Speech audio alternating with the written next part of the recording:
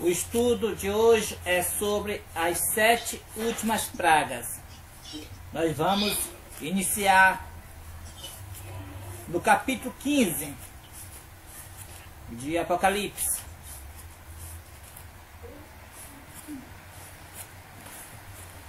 No capítulo 15 e o verso 1. Diz assim: vi no céu outro sinal grande e admirável, 7 anjos, tendo os 7 últimos flagelos, pois com estes se consumou a cólera de Deus.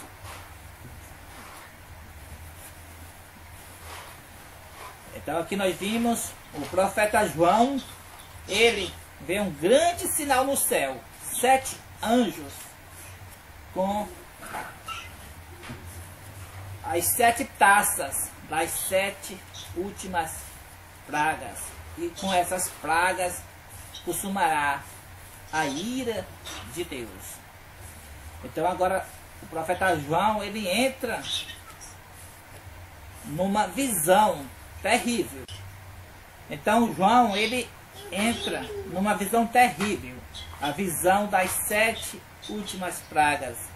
Então, falando sobre esse tempo, temos aqui no livro Vida e Ensino, ou também no livro Primeiros Espíritos, o capítulo O Selamento, diz assim: vi que a ira das nações e a ira de Deus e o tempo de julgar os mortos era acontecimentos separados e distintos, seguindo-se um ao outro. Outro sim, que Miguel não se levantará, e que o tempo de angústia, tal como nunca houve, ainda não começará. Então, quando Miguel se levantar, é o tempo que os 7 anjos derramará as 7 últimas pragas sobre a terra. E aqui no livro Vida e Ensino, o capítulo Selamento, Miguel ainda não se levantou. Quando Miguel se levantar, então começará o grande tempo de angústia, como nunca houve, que é o mesmo período do derramamento das 7 últimas pragas. Então, está para o futuro Miguel se levantar. E nesse período que Miguel se levantar, ou que Cristo sair do lugar santíssimo, do santuário celestial, então inicia o derramamento das 7 últimas pragas. Cristo primeiro se levanta, estende a mão para cima e brada: está feito. Que o sujo continue sujo, que o ímpio continue na prática da impiedade, e que o santo continue a santificar-se. Nesse período que Cristo se levanta do lugar santíssimo, todos os casos estarão decididos, ou para a vida ou para a morte. Então, ele sai do lugar santíssimo, então não terá mais sangue expiatório, que o culpado permanecerá culpado para sempre. A porta da graça se fecha então, e não terá mais chance para aqueles que não se arrependeu. Nunca mais será novamente graça, nunca mais terá a oportunidade novamente para o culpado, que o culpado deve permanecer culpado para sempre. Então realmente, quando ele se levantar, começa a cair as 7 últimas pragas. Pois é, então nesse tempo está, como já foi dito, está os casos todos decididos, ou para a vida ou para a morte. Os salvos estarão salvos para sempre, e os perdidos estarão perdidos para sempre. Mesmo que o salvo, como a irmã já disse, vai passar por um tempo de angústia, mas eles vão permanecer fiel até o final. Nesse período também que está caindo as 7 últimas pragas, vai sair o decreto de morte para matar todos os que guardam o santo sábado, mas nenhum deles vão ser mártires. Nenhum deles vão morrer.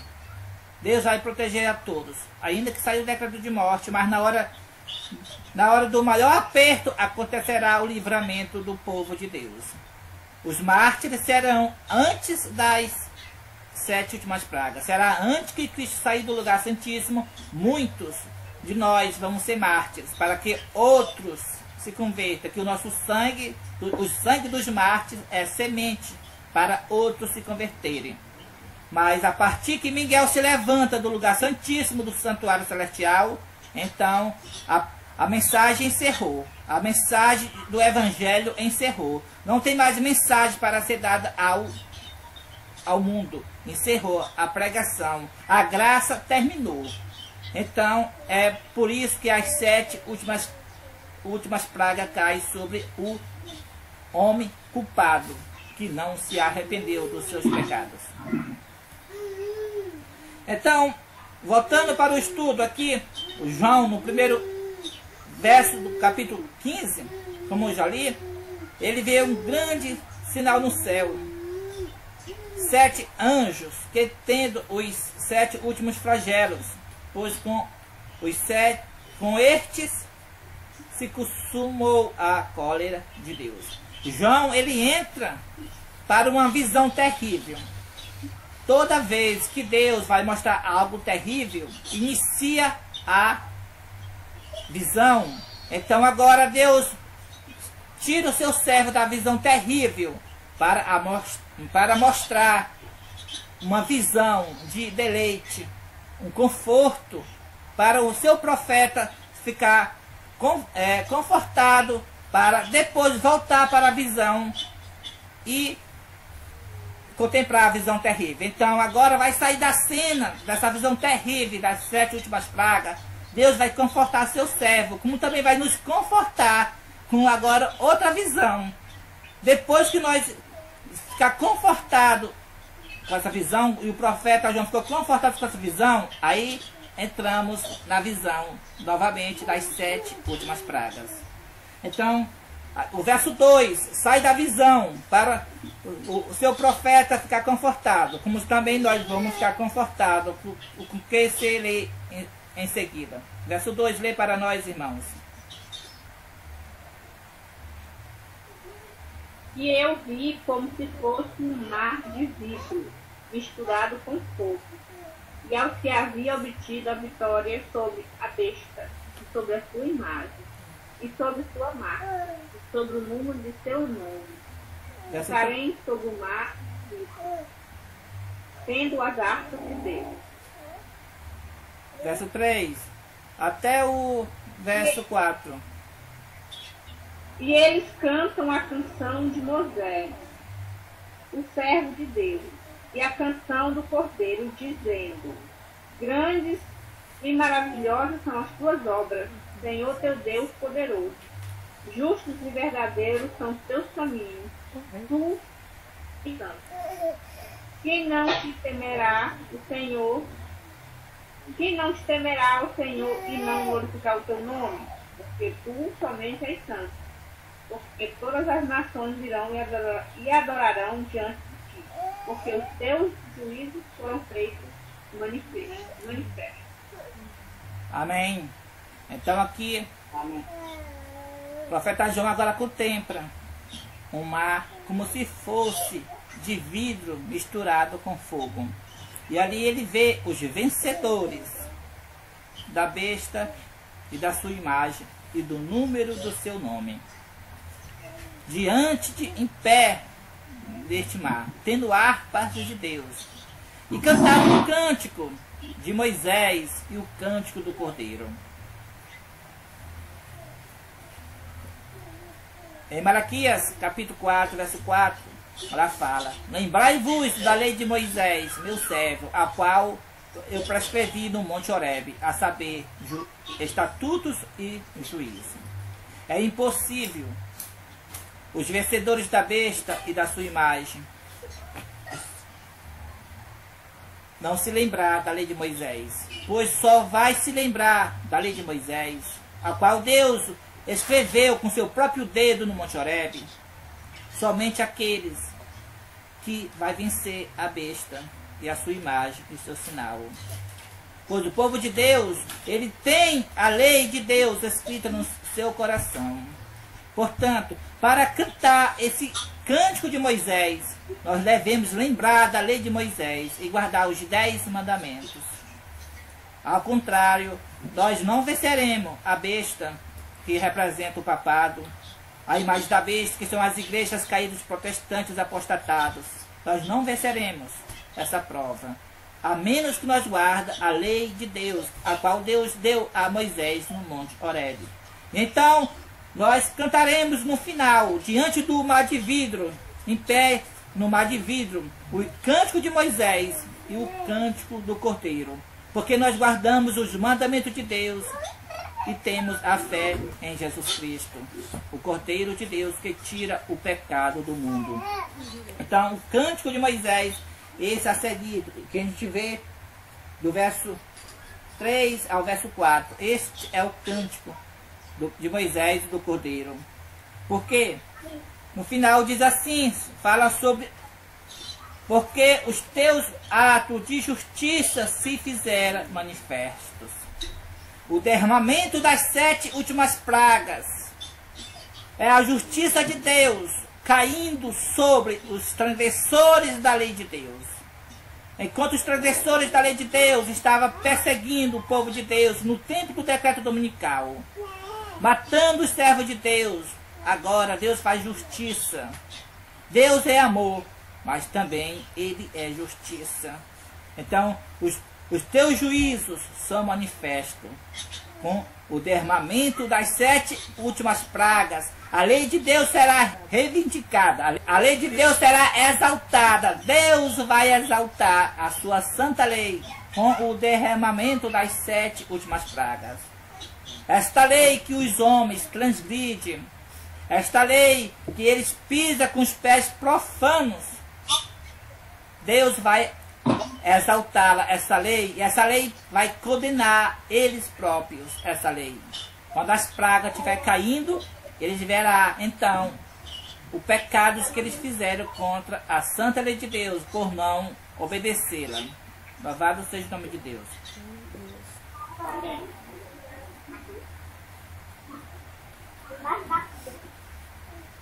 Então agora, nós aqui confortados, o profeta João confortado com a visão, depois dessa grande tribulação, vamos estar diante do mar de vidro, em pé, com a harpa de Deus. Então agora nós já estamos confortados. E podemos agora enfrentar ou estudar esta grande visão do derramamento das 7 últimas pragas, que será terrível.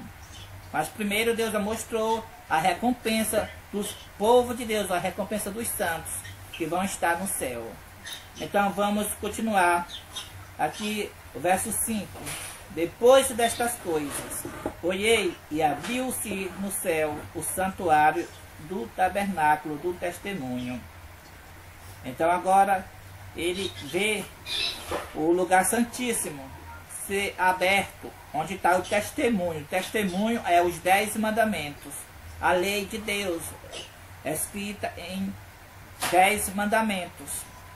Aquela que Deus escreveu para Moisés, ali foi uma cópia desta original que está no céu, no santuário do céu. Então, o profeta João vê o lugar santíssimo, ele vê o lugar onde contém a lei de Deus, que é o lugar santíssimo do santuário celestial. E quando ele contempla, diz no verso 6, e os 7 anjos, que tinha os 7 flagelos, saíra do santuário, vestido de linho puro e resplandecente, e cingidos ao peito com cintas de ouro. Então, um dos 4 seres viventes deu aos 7 anjos 7 taças de ouro, cheias da cólera de Deus, que vive pelos séculos dos séculos. O santuário se encheu de fumaça, procedente da glória de Deus e do seu poder. E ninguém podia penetrar no santuário enquanto não se consumasse os 7 flagelos dos 7 anjos.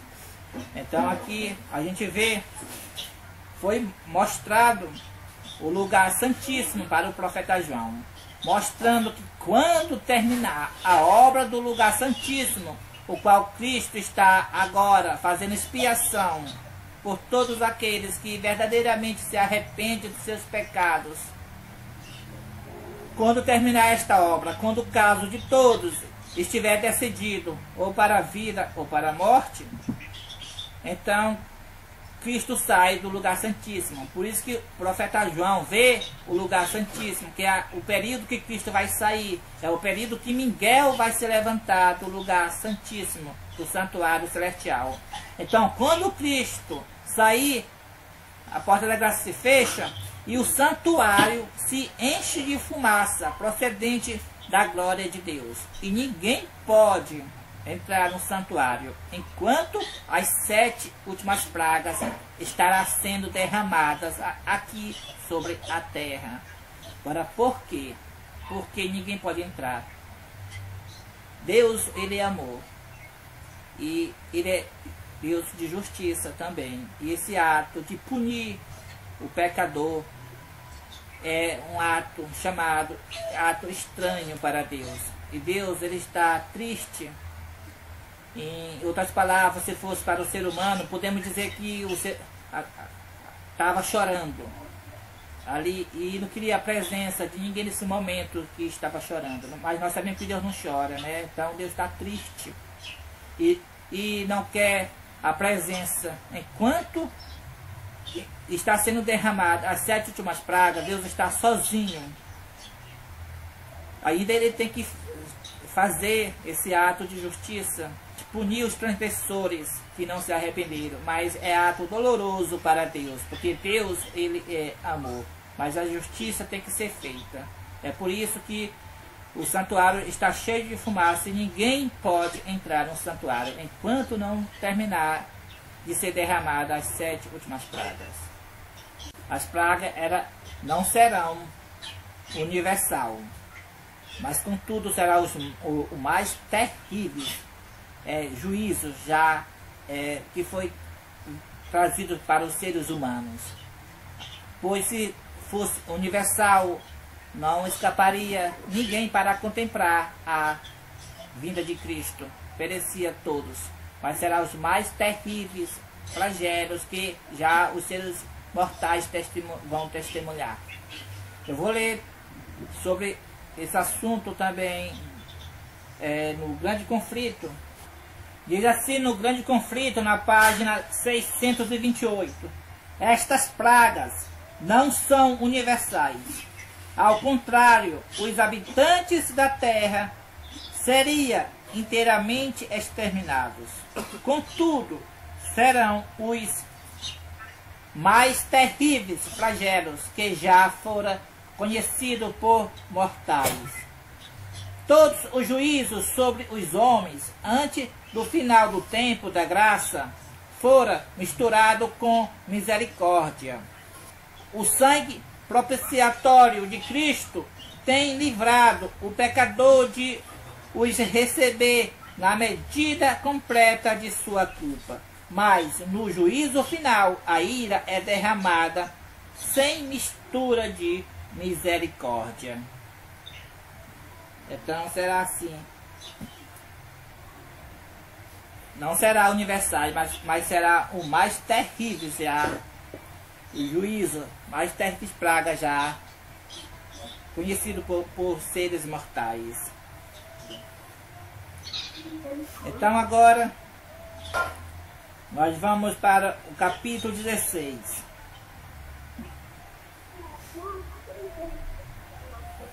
Verso 1. Pode ler.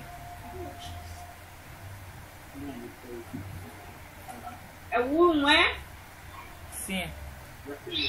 E eu ouvi uma grande voz sair do templo, dizendo aos 7 anjos: ide pelo vosso caminho e derramai as taças da ira de Deus sobre a terra. Verso 2. Que foi o primeiro e derramou a sua taça sobre a terra, e recaiu uma chaga fétida e dolorosa sobre os homens que tinham a marca da besta, sobre aqueles que adoravam a sua imagem.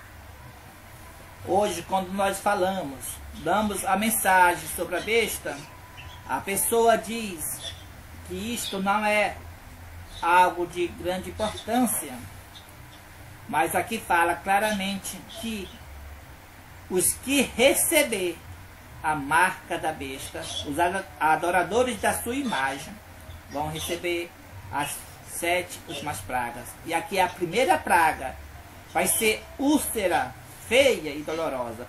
Feridas feias vai aparecer nas pessoas que adoram a besta e recebe o seu sinal. Um pastor agora da igreja luterana disse que o Martim Lutero tinha a boca suja por dizer que nos seus escritos que o Papa é o anticristo. Mas quando este pastor, ele falou agora, outubro de 2018, essas palavras, esse pastor da igreja luterana lá nos Estados Unidos, que o Lutero tinha a boca suja porque nos seus escritos ele fala que o Papa é o anticristo. Mas quando este pastor estiver recebendo esta praga, úlcera feia na sua boca, então ele saberá que boca suja é acusar o servo de Deus de tão grande calúnia, pois dizer que o servo de Deus tem boca suja, isso é gravemente um pecado. Então, é como Cristo dizia para os fariseus: vosso pai é o diabo, porque vós não credes em mim? Mostra o meu pecado. Quem dentre vós me convence de pecado, se eu falo a verdade? Porque vós dizeis que eu tenho demônio. Eu não tenho demônio. Tudo que eu faço é pelo Pai, não por mim, mas pelo Pai que me enviou. Então todos os servos de Deus, desde Cristo, e todos os servos de Deus é taxado de que tem demônio, boca suja e outras palavras vulgar. Então, essas pessoas, por que esse pastor falou isso, que Martim Lutero tinha boca suja? Pois está unido com a besta. Mas a ameaça da Bíblia diz assim, aqui: a primeira praga será para aqueles que se unirem com a besta. Aquele que se une com a besta está adorando a besta, e portanto receberão a primeira praga, que é feridas feias na sua boca ou qualquer parte do corpo. Sim, irmão? Tem pergunta para perguntar, irmão? Irmão, Joana, aqui tem assim, ó. E aqueles que adoravam a sua imagem. E quem é a imagem? A imagem da besta. Eu vou lhe responder. A imagem da besta, ela é uma cópia ou uma foto daquilo que, né? Então, a resposta, nós precisamos primeiro saber a besta. A besta é o papado, o Papa, a Igreja Católica. O que a Igreja Católica fez na Idade Média? Ela matou mais de 100 milhões de pessoas, de verdadeiros cristãos, no período da Idade Média. Então, a imagem da besta é a igreja que se unir e vai fazer as mesmas obras da besta, também matar o servo de Deus no futuro. Então, a imagem da besta, ela é as igrejas protestantes que se uniram no ecumenismo. Em outras palavras, podemos dizer, o ecumenismo das igrejas é a imagem da besta. A igreja unida com o Estado.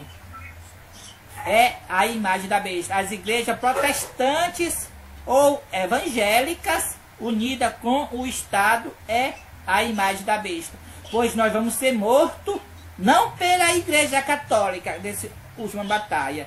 Vamos ser mártires pelas igrejas evangélicas. Elas unidas com o Estado vai nos matar. Muitas vezes nós falamos muito da igreja católica, mas as igrejas evangélicas, elas que vão nos levar aos tribunais, e elas que vão dirigir os tribunais e vai nos condenar e nos matar. Então, esta é a imagem da besta. Assim como a sua mãe, que é a igreja católica, a mãe das igrejas protestantes, assim como a mãe dela mataram milhares de pessoas, as filhas, que são as igrejas evangélicas, vai matar milhares de adventistas do sétimo dia deste final conflito. Nós estamos vendo isso acontecer agora nos nossos dias. A própria igreja da profecia, que é a igreja do sétimo dia, já tem o seu tribunal para julgar as pessoas que pregam a verdade pelo nome, né? Nossa igreja já tem um tribunal. Ela mesmo fez uma lei chamada liberdade religiosa. A gente não pode pregar sobre esse assunto, por exemplo, a besta. Ele disse que nós temos a liberdade dos outros católicos, né? Dos católicos. Né? E já tem crime para isso, já é de 1 a 3 anos de prisão no tribunal da igreja adventista já. Né? Então já está vendo acontecer. Esses protestantes adventistas com os outros que se uniram já do ecumenismo, que vai nos perseguir. A irmã disse que eles vão ser nossos piores inimigos. Os adventistas do sétimo dia vão ser nossos piores inimigos, né? Então essa é a imagem da besta, são protestantes unidos com católicos. A besta, ela tinha um tribunal. O tribunal da besta era chamado Santa Inquisição. A imagem da besta, como a irmã já disse, tem um tribunal, tem em São Paulo. O nome desse tribunal agora, da imagem da besta, é chamado Tribunal de Liberdade Religiosa. Mudou de Santa Inquisição para Liberdade Religiosa. Este é o tribunal que vai julgar o povo de Deus a condenar à morte. É o tribunal chamado de liberdade religiosa. Então, as igrejas tudo se uniram, principalmente a adventista, ela se uniu. E o Papa colocou ela para ficar bem na frente da perseguição da igreja adventista. Como ela ia ser a igreja perseguida, né, ela pregava isso, né? Então ela que está na frente agora para perseguir o povo de Deus, né? O remanescente dela, né? Da própria igreja, né? Quer dizer que a igreja adventista é o braço forte do papado, né? Ela vai ser usada assim como a luterana foi usada para fazer o ecumenismo, como o Lutero que saiu da igreja católica, pois ele usou agora a luterana para fazer o ecumenismo, para se unir, para levar as outras igrejas, né?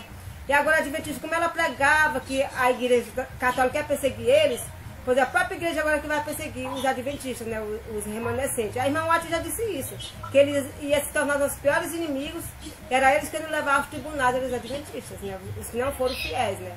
Já estavam vendo isso acontecer, já tem, irmão, já tem gente perseguida agora pela igreja adventista por pregar a verdade, né. Nós temos vários vídeos da Maris Moura, né, sobre ela que ficou encarregada aqui no Brasil de fazer essa obra, né, de perseguição ao povo de Deus, né. Isso vai crescer. Isso vai crescer mas de uma forma que daqui a ninguém vai poder mais pregar não, que ela já leva para o tribunal da liberdade religiosa.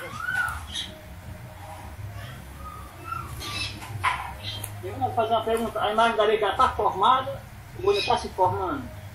Já está formada, está faltando só falar. Que falar significa que ela vai falar no poder civil para perseguir o povo de Deus, né? Falar no poder legislativo. Você então está formado, como nós já estávamos comentando aqui, né? Tem até o tribunal já no Brasil, né? Da imagem da besta para punir o povo de Deus, que o nome dele é Liberdade Religiosa. Esse tribunal ele chama Fórum, né? Fórum de Liberdade Religiosa. Já tem em São Paulo, já tem em outras partes do Brasil também, né? Esse fórum é a mesma coisa do Tribunal Santa Inquisição da Idade Média, né? E falando sobre esse assunto aqui, vou ler esse texto aqui no Grande Conflito, página 608. Ao aproximar-se a tempestade, uma classe numerosa que tem professado fé na mensagem do terceiro anjo, a mensagem do terceiro anjo é a guarda do sábado, inclui a guarda do sábado, mas não tem sido santificada pela obediência à verdade, abandona sua posição, passando para as fileiras do adversário. Unindo-se ao mundo, e participando de seu espírito, chegara a ver as coisas quase sob a mesma luz. E, em vindo a prova, estão prontos a escolher o lado fácil e popular. Homens de talento e maneiras agradáveis, que se havia já regozijado na verdade, emprega sua capacidade em enganar e transviar as almas. Torna-se os piores inimigos de seus antigos irmãos.